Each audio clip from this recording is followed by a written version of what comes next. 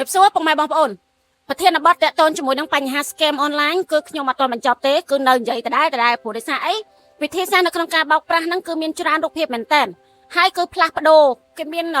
วิธีพลาสปโดนะอุทธรณ์ถามเบอร์เซนจีวิธีสร้างมวยนั่นคือถอยมันเกตดังเกตนังปโดแต่วิธีสร้างทำไมมวยติดจังเฮาคือยังมันดังท่าตาวิธีสร้างบันตอติดนั่งเกนังเพื่อไอเต้ปัจจัยวิธีสร้างจานั่งเป็กลักก็น่าจะปราการบานได้ดังนั้นเฮาวิดีโอนี้คือสมัยไว้บอมปอนมีการปรองประหยัดบันปูผู้ยมเคยทานเนยแต่มีบอมปอนจะมาจนวนนั่งเนยแต่จันบ่าวเพียบแบบนั่งหนึ่งร้อยเต้ให้ประตูปีขยมทั่วการบังคับวิดีโอจรานั่งคือมีการจะเจอไปเพียรซาปีบองเยอะแต่ก่อนนักการประเทศนะและซาแต่มีบองปอนมาจนวนนั่งคือกดบานจูบในการชอบบาวแบบนั่งให้กดจังใจดุมเล่ในวิธีซา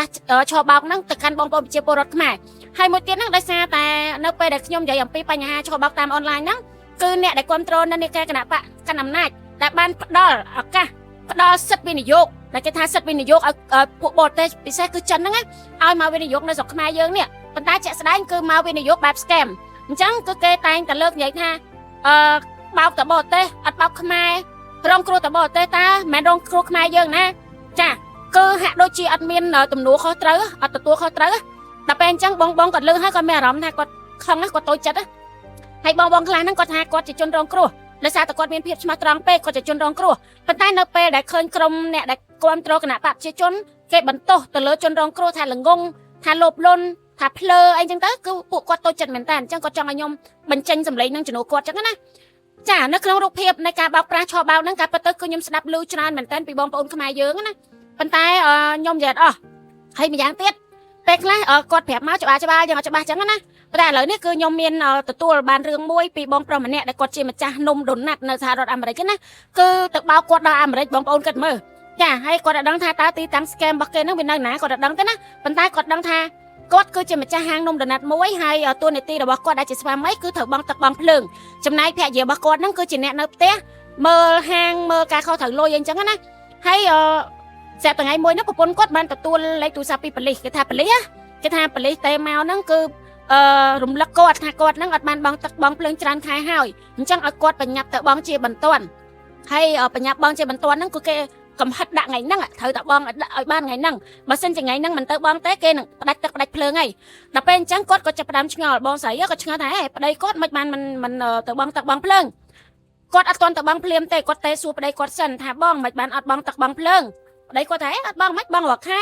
ให้เมียนใครจะบัดเมียนไอเตี้ยแต่เป็นจังเต้าปนกอดกับเพียบเปิดทางให้ปนกอดนั่งก็อาศัยดังตื่นระเบียบบองมาไอ้มาเยอะกัดดังเลยให้แกแผลตีตังไอ้ปนนั่งโยนลอยจนวนปนีโยตะบองไอ้เกยจังนะแต่ดับไปกอดเตะตะแผลปะได้ก็ปะได้แต่เมียนถบองไอ้เต้ดับเป็นจังกอดก็เตะตะปรับปลีทำเมียนสแกมเมียนไอ้เตะมาเบากอดไอ้จังนะปลีเกยก็โน้ตตกให้ก็ยังปรองประหยัดให้เลยตู้ซับได้เต็มกอดนั่งก็ปลีเกยโยตกเตะให้ก็เกยจับนามวันหนึ่งมีในทางเก็บปลาเตอร์ปเชียโปรดปีดอกเบี้ยในโครงการชอบเบาใครแผ่ปเชียจนนั่งเอาเมียงการปรองประหยัดให้กระดาษเลยตู้ซับนั่นเลยนั่งได้เตะต่อชอบเบาไอ้จังนะจังปเชียจนเก็บดังปีระเบียบชอบเบานั่งมวยเรื่องมวยเตี้ยได้ยมบานสดับได้เมียนบองสไลมันเนี่ยนั่งก็ทักปีมนมากดขมาเก้กดเห็นใหญ่ใหญ่ผัวได้สายกดเมียนโกนปีใบใหญ่ใบเชียต่อจูบเหืองแบบนั่งจังไปถวยกดเมียรำท่ากดหลงงกดชาวเอ็งจังนะให้กดขมาเก้เหมือนแต่จังก็เห็นใหญ่ใหญ่ปนใต้นักเปย์ได้ลือยมใหญ่อย่างปีอากาชอบเบานั่งให้ไปร้องครูแต่ดอไปเชียจนขมาเยืองเตี้ยวิถวยกดจ้องใจเลยได้คือเรื่องนั้นการล้างเมานักปีใบบุญชนามแต่ห้าวจ้าคือเมียนได้สากดคือจะจนจิตขมายได้รวนในประเทศออสเตรเลียให้กดความโตดาราขมายยืงเหมือนแต่จังนับไปแต่เมียนดาราแต่เล่นมาดองก็แต่งแต่ช่วยอุปธรรมก็แต่งแต่เมื่อติงสมบัติอาหารกับผมเตยได้นับไปนั่งกดมันเตยจุ่มมวยดาราโปรมันเนี่ยการยังมาส่งมาหางทันนาเต้กดมันจุ่มมวยดาราโปรมันเนี่ยให้ก้อยตกประตูปีกดสมได้จับจังก็จอมบองก้อยตกยำไอจมูกขี้เนียจะเจอขี้เนียจะได้ในจังนะปันใต้เป็นนั่งกดเอาบันโยขันแทกโยอะไรตัวแซบโยไอคืออติแซบแต่ดับไปประมาณค่ายมาค่ายไปค่ายกร้อยบอลนั่งกดก็โจตลอดตัวเวงให้บอลใส่ก็แทกดเอาแต่กดมันดังถากเขาเฟซบุ๊กน้ำมวยประกอบระบบบองโปรนังเตะปันใต้เอาแต่ไปเคยกดสมได้กดเคยกดในเลิฟเฟซบุ๊กเก็บพอมายังก็แต่งแต่โจกับมันจะนี่จ้ะก็แต่งแต่โจกับมันโหดแต่ซาวแล้วก็จะเจ๊เลยยังจังเตยจ้ะแสบแต่ไปมวยนั่งคือแสบก็ตัวบ้านสาปีบองโปรมันเนี่ยหนังซัวสกตกกดท่านใหญ่เต้าเวียฟโลนั่งเวียโดยตัวนั่งใส่เรื่องนะชาติมาซัวมาใจบ้องหมายสกสบายออดเองจังตั้งนะ ចាគាត់ក៏ឆ្លើយតបចាបងសុខសប្បាយជាទេអញ្ចឹងអូមែនឯងស្គាល់ Facebook បងគេថាខ្ញុំឃើញមកឯងចូលខមមិនមករហូតអញ្ចឹងខ្ញុំតែនឹកឃើញថាបងឯងជួបគ្នានៅអូស្ត្រាលីអញ្ចឹងណាចាអញ្ចឹងក៏ចាប់ផ្ដើមតំណែងគ្នាពីពេលហ្នឹងមកហើយដោយសារតែបងប្រុសហ្នឹងគាត់ចូលចិត្តធ្វើសប្បុរសធម៌ចែកសភៅចែកអីក្មេងៗជួយអ្នកក្រីក្រអញ្ចឹងណាដល់ពេលហើយថ្ងៃមួយហ្នឹងគេឆាតមកគាត់ប្រាប់ថាបងខ្ញុំនឹងចុះទៅភូមិនេះចែកសភៅអញ្ចឹងទៅណាបងស្រីគាត់លឺអញ្ចឹងហើយគាត់ក៏ចង់ជួយដែរអញ្ចឹងក៏ផ្ញើលុយឲ្យម្ដង200ម្ដង300អញ្ចឹងណាប៉ុន្តែមិនតែចាប់អារម្មណ៍ថាអូពេលគេផ្ញើឲ្យហើយអរគុណគាត់មិនអរគុណអីគឺគាត់អត់ទេដែលបានទៅមើលវីដេអូហ្នឹងឯងដឹងថាឃើញគេចែកសភៅចែកអីគាត់ចាប់ពេញចិត្តរហូតដល់ស្គាល់គ្នាប្រហែលជា5 6ខែបរិះម្នាក់ហ្នឹងចាប់ផ្ដើមបង្កើតទំនាក់ទំនងជាមួយគាត់ហើយមួយទៀតខ្ញុំចង់ប្រាប់ថាពេលដែលគាត់ទៅជជែកជាមួយគេហ្នឹងមួយអាទិត្យអីគេទៅមកគាត់ម្ដង2ដងអញ្ចឹងគឺគេគឺរុកគាត់មែនរុកបរិះម្នាក់ហ្នឹងមែនគឺគេប្រើប្រព័ន្ធបច្ចេកវិទ្យា AI បដូរមុខបងប្អូនចាដល់ពេលអញ្ចឹងគាត់ទុកចិត្ត 100% ហ្មងថាបរិះម្នាក់ហ្នឹងគេទៅមករុកគាត់សម្លេងគាត់អញ្ចឹងរឿងអីបងស្រីមិនជឿដល់ពេលមួយហ្នឹងចាប់ផ្ដើមបង្កើតតំណែងគេចាប់ផ្ដើមអូញ៉ែញងទៅជាស្នេហាអញ្ចឹងណាហើយគាត់គិតថាគាត់មិនអីដែរពួកគាត់មិនម៉ាយដែរគាត់មានកូនគាត់មានប្តីគាត់មានតកូនហ្នឹងអញ្ចឹងគាត់ចាប់ផ្ដើមគិតដបងគិតដែរថាអាយុតិចអាយុច្រើនអីអញ្ចឹងទៅវាមិនសមអញ្ចឹងណាប៉ុន្តែគេដូចថាគេលួងលោមគាត់អញ្ចឹងទៅរហូតដល់គាត់ទុកចិត្តពេលមួយហ្នឹងគេថាម្ដាយគេឈឺត្រូវការវះកាត់ត្រូវការលុយអញ្ចឹងឲ្យគាត់ផ្ញើលុយ 3000 ដបងឡើយគាត់គិតដែរគិតចុះគិតឡើងគិតអីទៀតទេមកតែនិយាយគ្នាច្រើនខែដែរហើយវាល្មមទុកចិត្តគ្នាណាប៉ុន្តែវាចៃដន្យអីគាត់អត់មានលុយ 3000 វេទៅទេអញ្ចឹងគាត់ត្រូវការអត់មានលុយរបៀបថាលុយច្រើនពេកគាត់អត់ដឹងថាវេមកអញ្ចឹងណាអញ្ចឹងគឺគាត់ឲ្យបងប្អូនដែលគាត់ស្គាល់ហ្នឹងដូចថាមិត្តភក្តិគាត់ដែលគេរស់ស៊ីវេលុយអញ្ចឹងណាឲ្យគេវេឲ្យដល់ពេលឲ្យអ្នករស់ស៊ីវេលុយហ្នឹងក៏គេឆ្ងល់ព្រោះគេដឹងទម្លាប់គាត់ថាគាត់អត់មានសាច់ញាតិបងប្អូនអីនៅខ្មែរទេមានតែចដូនមួយអីចឹងទៅប៉ុន្តែក៏មិនត្រូវប្រើលុយអីច្រើនចឹងដែរគេនោះគេបារម្ភដែរក៏សួរនាំគាត់ថាបងផ្ញើលុយទៅណាអីចឹងណាហើយទៅគាត់ក៏ប្រាប់គេត្រង់គេថាតើបងប្រាប់គេត្រង់បានគេវេឲ្យដល់ពេលហើយគាត់ក៏ប្រាប់អ្នកវេលុយនឹងត្រង់ដល់ពេលប្រាប់អ្នកវេលុយនឹងត្រង់អ្នកវេលុយនឹងគេអត់ទុកចិត្តទេថាហេបងខ្ញុំអត់ទុកចិត្តទេខ្ញុំអត់វេឲ្យទេដល់ពេលអញ្ចឹងអ្នកវេលុយហ្នឹងក៏គាត់ព្យាយាមតាក់ទងតំណែងទៅកាន់បុគ្គលដែលត្រូវផ្ញើលុយឲ្យហ្នឹងណាតាក់ទងចូលតាក់ទងឡើងមិនដឹងថាអាហ្នឹងគឺពួកឈរបោទេហើយការខលកន្លងមកហ្នឹងគឺខលតាមរយៈ AI ទេអញ្ចឹងគឺគាត់ចាប់ផ្ដើមធ្លាក់ស្លាមក្ដុកហើយគាត់ខ្មាស់គេណាគាត់ថាគាត់បារម្ភខ្លាចអ្នកវេលុយហ្នឹងយករឿងរបស់គាត់ហ្នឹងទៅប្រាប់អ្នកនេះអ្នកនោះធ្វើឲ្យគាត់ខ្មាស់គេអញ្ចឹងណាហើយអាលុយដែលគាត់ផ្ញើទៅកន្លងមកសរុបទៅវាចូលចង់ 3-4000 អីដែរតិចហ្នឹងណាដល់ហើយគាត់ថាគាត់ខ្មាស់គេមែនតើស្ទើរតែមិនហ៊ានចាញ់ក្រៅទោះបីរឿងហ្នឹងអត់មានមនុស្សដឹងច្រើនក៏ដោយដឹងតែគាត់ឲ្យអ្នកវេលុយហ្នឹងក៏ដោយក៏គាត់ខ្មាស់គេដែរប៉ុន្តែរហូតមកដល់ឥឡូវហ្នឹងនៅពេលដែលគាត់ឃើញគេប៊ូលីឬក៏ឃើញក្រុមគណៈបកប្រជាជនហ្នឹងខមមិនចោតប្រកាន់ទៅលើជនរងគ្រោះហ្នឹងក៏គាត់សម្រេចចិត្តឲ្យខ្ញុំនិយាយពីបទពិសោធន៍របស់គាត់ហ្នឹងទៅហើយនៅមានរឿងមួយទៀតហ្នឹងគឺនៅស្រុកខ្មែរយើងតែម្ដងបងអូនប្រុសហ្នឹងគាត់ស្គាល់ខ្ញុំយូរដែរហើយប៉ុន្តែគាត់អត់បានសួរយោបល់ខ្ញុំណាគាត់កំឡុងពេលដែលខ្មែរយើងចាប់ផ្ដើមមានសេដ្ឋកិច្ចធ្លាក់ក្រោយ COVID ហ្នឹងគឺមានក្រុមហ៊ុនជាច្រើនបានជំរុះបុគ្គលិកហើយក្នុងហ្នឹងក៏ជំរុះគាត់ដែរអញ្ចឹងគឺគាត់អត់មានការងារធ្វើទេហើយនៅសល់ពីប្រាក់ខែហ្នឹងសល់ប្រហែលជា 3-400 គាត់មិនដឹងថាត្រូវធ្វើអីគាត់គិតអីអត់ចាញ់ទេថាទៅរកស៊ីអីក៏គិតមិនចាញ់ស្រាប់តែមានគេឆាតមកតាម Telegram ណាថាប្របួលគាត់ហ្នឹងវិនិយោគគេវិនិយោគហ្នឹងដំបូងគេប្រាប់លុយចំនួនតិចទេដាក់$10បាន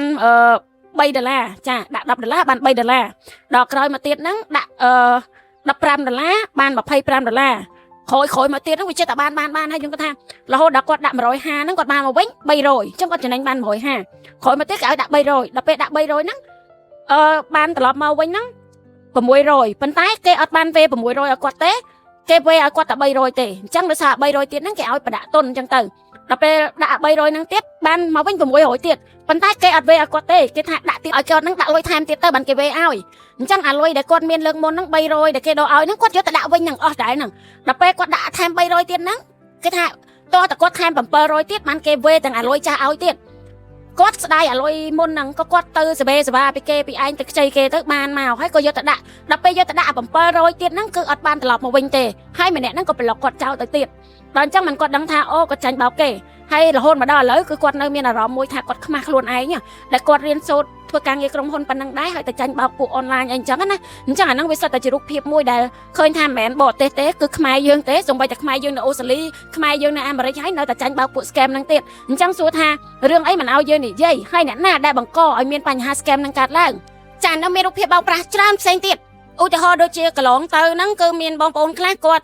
ខ្ចីលុយអនឡាញណាហើយគាត់អត់ដឹងថាហ្នឹងជា scam ទេបងប្អូនអ្វីក៏ដោយដែលខុសច្បាប់មិនចូលនៅក្នុងច្បាប់ជាធរមានមិនបានចុះបញ្ជី ការកេងប្របាញ់កັບកេងអាហ្នឹងគឺគេហៅថាឆោបោកឯងឧទាហរណ៍ដូចជាម្សិលមួយថ្ងៃហ្នឹងមានបងស្រីម្នាក់គាត់បានធ្វើការផ្សព្វផ្សាយតាក់ទងជាមួយនឹងការបន្លួងគាត់ឲ្យខ្ចីលុយអនឡាញណាគេប្រាប់ថាខ្ចី1000ហើយបន្ទាប់មកគឺគេកាត់កងថ្លៃសេវាថ្លៃការប្រាក់ថ្លៃស្អីគេទៅស្រាប់តែចុងក្រោយគឺទទួលបានតែ$450ទេអាហ្នឹងគេហៅថា scam ហើយបងប្អូនយើងខ្លះនៅពេលដែលគាត់ត្រូវការលុយបន្ទាន់ណាគាត់ត្រូវការលុយបន្ទាន់មែនតើអញ្ចឹងគឺគាត់ត្រូវតែខ្ចីហើយដោយសារភាពស្មោះត្រង់របស់យើងឧទាហរណ៍ថានៅពេលដែលយើងខ្ចីហើយស្រាប់តែយើងអត់មានលុយសងគេទេមកជេរគេទេមកប្រមាថគេទេមករករឿងអូព្យាយាមធ្វើម៉េចរកលុយយកទៅសងគេដើម្បីកុំឲ្យគេទេមកគំរាមកុំឲ្យគេទេមករករឿងអីចឹងទៅអញ្ចឹងអាហ្នឹងគឺសិតតែជាវិធីសាស្ត្រនៅក្នុងការ scam ខ្ញុំនិយាយពីបញ្ហា scam online ស្រាប់តែមានបរិសម្នាក់យកវីដេអូខ្ញុំទៅកាត់តហើយនិយាយពីរឿងគ្រឿងញៀនហើយនិយាយថា FBI អីហ្នឹងគឺជាសហរដ្ឋអាមេរិកទេអញ្ចឹង FBI ចូលមកបង្ក្រាបអីហ្នឹងខ្ញុំគ្រប់គ្រងសហរដ្ឋអាមេរិកមែនបើគ្រប់គ្រងសហរដ្ឋអាមេរិកមិនក៏មិននិយាយពីបញ្ហាគ្រឿងញៀននៅសហរដ្ឋអាមេរិកផងចាអានោះវាប្រធានបទមួយផ្សេងទៀតមានន័យថាលោកនេះគាត់អត់យល់ពីសង្គមនិងការរស់នៅក្នុងសង្គមតែម្ដងចាហើយខ្ញុំមិនមែនជាអ្នកអនុវត្តច្បាប់ទេខ្ញុំក៏មិនមែនជាអ្នកសារព័ត៌មានដែរខ្ញុំគឺជាអ្នកតស៊ូមតិអញ្ចឹងបញ្ហារបស់ប្រជាពលរដ្ឋកម្ពុជាគឺជាបញ្ហារបស់ខ្ញុំគឺជាប្រជាជនកម្ពុជាខ្ញុំមានចិត្តមានបេះដូងស្រឡាញ់ប្រទេសកម្ពុជាវាដូចទៅនឹងគេហៅថាពីអ្នកប្តីប្រពន្ធណាប្តីស្រឡាញ់ប្រពន្ធប្តីតែងតែនិយាយឲ្យយោបល់ទៅប្រពន្ធប្តីគាត់ថាបើបងអត់ស្រឡាញ់អូនឯងបងអត់និយាយទេប្រពន្ធក៏ដូចគ្នាឃើញប្តីទៅផឹកឃើញប្តីទៅលេងល្បែងប្រពន្ធនិយាយរាល់ថ្ងៃព្រោះប្រពន្ធស្រឡាញ់ប្តីបើប្រពន្ធឈប់ស្រឡាញ់ប្តីប្រពន្ធឈប់និយាយហើយអាហ្នឹងវាអញ្ចឹងហើយរឿងFBI ខ្ញុំនិយាយទៅតាមអ្វីដែលគេកំពុងតែធ្វើហើយតាក់ទងជាមួយនឹងការបង្ក្រាប scam online នៅក្នុងប្រទេសខ្មែរមិនមែន FBI តែមួយមុខដែលមកបង្ក្រាបហើយចូលរួមស៊ើបអង្កេតទេវាមានអង្គការផ្សេងទៀតអញ្ចឹងរបាយការណ៍ភាគច្រើនគឺខ្ញុំយកមកពីអង្គការសិទ្ធិមនុស្សអង្គការអន្តរជាតិដែលជាអង្គការគេធ្វើការងារជួយទៅដល់មនុស្សចាអញ្ចឹងនៅពេលដែលលោកយកវីដេអូខ្ញុំទៅកាត់ហ្នឹងទៅអង្គុយមើលវីដេអូគេឲ្យចាប់ចុងចាប់ដើមហើយខ្ញុំមុននឹងខ្ញុំចេញវីដេអូសូម្បីតែវីដេអូមួយនេះក៏ដោយនេះខ្ញុំជជែកជាមួយជនរងគ្រោះចង់កន្លះខែទៅខ្ញុំសម្រាប់ចិត្តមកនិយាយពេលខ្លះខ្ញុំជជែកចង់មួយឆ្នាំតម្រាំខ្ញុំដាច់ចិត្តយកមកនិយាយមួយរឿងហើយតម្រាំមកចេញបានមកប្រធានបទខ្ញុំអង្គុយស្រាវជ្រាវ3ថ្ងៃមិនមែនដូចអស់លោកយកវីដេអូខ្ញុំតាម1នាទីយកមកកាត់ជេរខ្ញុំបានទេហើយរាល់ថ្ងៃហ្នឹងអ្នកដែលបង្កឲ្យមានអំពើអសន្តិសុខអសិលធម៌នៅក្នុងសង្គមគឺអ្នកគ្រប់គ្រងគណៈបកប្រជាជននឹងឯងចាហើយនឹងអ្នកគ្រប់គ្រងគណៈបកប្រឆាំងមួយចំនួនទូចទេចាក៏អញ្ចឹងដែរបង្កើតអារូបភាពជេរប្រមាថគ្នាទៅវិញទៅមកនៅលើបណ្ដាញសង្គមវាធ្វើឲ្យមានវប្បធម៌មិនល្អដល់ក្មេងជំនាន់ក្រោយពេលខ្លះហ្នឹងខ្ញុំអត់ដឹងខ្យល់អីសោះផុសវីដេអូយកទៅជេរខ្ញុំស្ទើរតែមានមុខសេះមានមុខឆ្កែមានឈួតរហូតដល់ថាខ្ញុំនឹងយួនទៅទៀតចាចង់និយាយថាចេះខ្ញុំទោះបីខ្ញុំសម្ដែងមតិឬក៏ខ្ញុំនិយាយអំពីបញ្ហាសង្គមក៏ខ្ញុំមិនដែលចោទបុគ្គលណាម្នាក់នៅក្នុងគណៈបកប្រជាជនថាជាយួនដែរខ្ញុំអត់ដែរសោះហ្មងទៅមើលវីដេអូខ្ញុំឡើងវិញទាំងអស់ខ្ញុំនិយាយអំពីតែការរំលោភសិទ្ធិមនុស្សហើយនឹងធ្វើឲ្យប្រជាពលរដ្ឋរស់នៅលំបាកក្រៅពីហ្នឹងខ្ញុំអត់មាននិយាយទេចង់អ្នកណាយួនអ្នកណាជនជាតិអីជនជាតិទៅប៉ុន្តែបើសិនជារស់នៅស្រុកខ្មែររកស៊ីនៅស្រុកខ្មែរខ្លាយជាជនជាតិខ្មែរមានសញ្ជាតិខ្មែរហើយធ្វើបាបប្រជាពលរដ្ឋខ្មែរខ្ញុំនិយាយទាំងអស់ចាអញ្ចឹងដោយរឿង scam អញ្ចឹងគេថា scam ហ្នឹងពួកចិនវាមក scam គ្នាវាមកបោកបរទេសវាមកបោកអាមេរិកវាធ្វើឲ្យច្បុកច្បល់ពេញប្រទេសចុះអាហ្នឹងឯងឃើញហើយសួរថាអ្នកណាជាអ្នកបណ្ដោយឲ្យពួកវាមកមិនរដ្ឋាភិបាលខ្មែរយើងបើរដ្ឋាភិបាលខ្មែរមិនអនុញ្ញាតមិនផ្ដល់សិទ្ធិឲ្យពួកហ្នឹងមកវាមកកើតទេចាហើយនិយាយថារងគ្រោះតបរទេសអាម៉េចចុះអ្នកដែលខ្ញុំរៀបរាប់មិញមានតែប្រហែលអ្នកណាចុះនៅរាប់ពាន់រាប់ម៉ឺនអ្នកទៀតហើយឥឡូវនេះគឺ